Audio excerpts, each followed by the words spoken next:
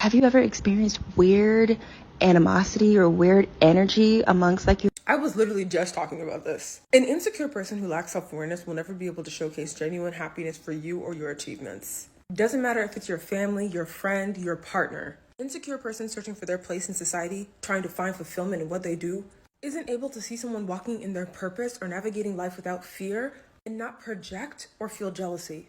I was dating this guy for 2 years, and every single time I would achieve something, he made it his mission to knock me down a peg. And it took me years to finally understand that it was just his insecurities eating him alive, because he came from a great home. He got out of college, his family got him a job at a family company. His second job was managing his family's properties all across the area. And on top of that, he was able to engage in extracurriculars whenever he wanted. Meanwhile, I was in grad school working 40 hours a week, maintaining my relationships with my friends and family, and dating someone who was very toxic. When I started working a new job that was paying me more money, all he would do was complain about how I don't have enough time to spend with him, even though I was at his house every single weekend.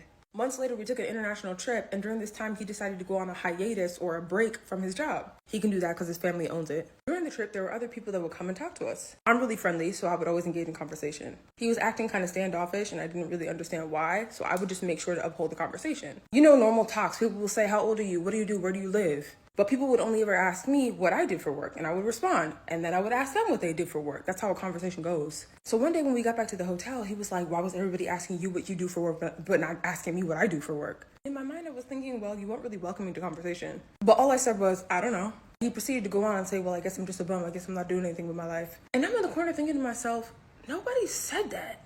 But you know, projection and insecurities. I've had friends like this as well, but that's a story for another day.